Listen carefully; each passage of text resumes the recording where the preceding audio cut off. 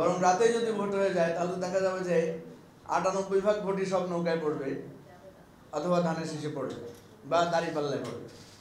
কারণ আমরা দেখেছি নির্বাচনের সুযোগ পাইলে সবাই কম বেশি কেন্দ্র দখল করে। এই জন্য আমি একই সুরে বলতে চাই যে নির্বাচন পদ্ধতি যত না গুরুত্বপূর্ণ, তার চাইতে বড় গুরুত্বপূর্ণ হচ্ছে আমরা গণতান্ত্রিক সংস্কৃতিতে আমাদের একটা সুষ্ঠু নির্বাচন আমরা কতটুকু নিশ্চিত করতে পারছি। দেখেন, পৃথিবীর কোথাও তত্ত্বাবধায়ক সরকার নাই।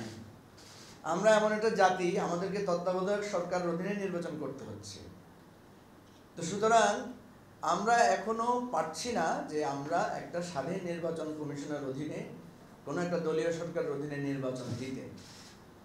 সুতরাং এই আলোচনাগুলো আমি যেটা মনে করি আলোচনার জন্য ভালো। এতে আমরা আস্তে আস্তে শিক্ষিত হব, আস্তে আস্তে আমাদের জ্ঞানগর্ভ বিতর্ক বাড়বে, কিন্তু এক্সিকিউশনের জায়গাটা খুব কঠিন। আমরা দলীয়ভাবে আমরা নিজেরাও পিআরের পক্ষে, কিন্তু এক্সিকিউশনের জায়গায় এসে আমরা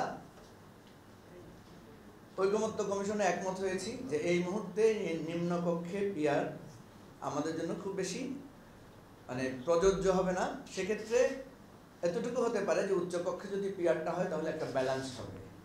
তো আমরা কিন্তু এবি পার্টি, এই জন্য আমাদের পজিশন হচ্ছে আমরা একটা মিক্সড পিআরের পক্ষে। অ্যান্টিব্যাকটেরিয়াল অ্যাডিটিভ যুক্ত সেরা ওয়াটার ট্যাঙ্ক বিশুদ্ধ পানিতে ব্যাকটেরিয়া জন্মাতে দেয় না।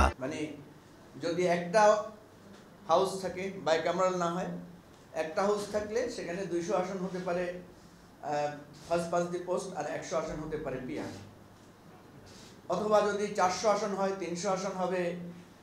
আমাদের যারা পিআরের পক্ষে বা পিআরের বিপক্ষে, আমি অবাক হই। যেমন ধরে নিলাম যে বিএনপি হচ্ছে পিআরের বিপক্ষে, কিন্তু পিআরের তো কিছু ভালো দিক আছে, কিন্তু বিএনপি সব খারাপগুলাই বলবে, ভালো আর একটাও বলবে না।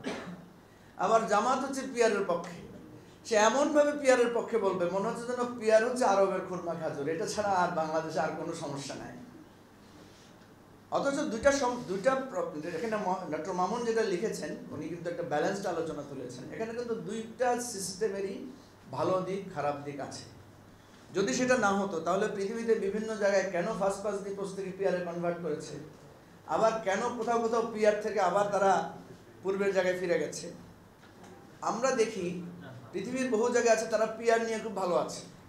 পৃথিবীর আবার বহু জায়গা আছে তারা ফার্স্ট পাস দি পোস্টে, ব্রিটিশ পার্লামেন্ট, এখানে আমেরিকান পার্লামেন্টের কথা বলা হয়েছে, আমেরিকান সিনেট বা সংসদের কথা বলা হয়েছে, এগুলো তো আমরা তো দেশে কন্টিনিউ করছি।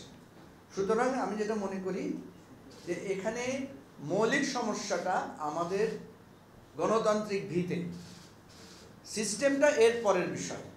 সুতরাং সিস্টেমে যদি আমরা এখনই যেতে চাই, আমি আবারও বলছি এখনই সিস্টেমে যাওয়ার প্রস্তুতি আমাদের নাই।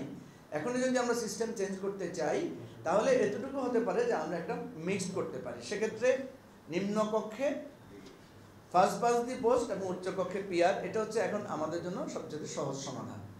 বিএনপি এইটাতে রাজি হলেই আমাদের অনেক সমস্যার সমাধান হয়ে যায়।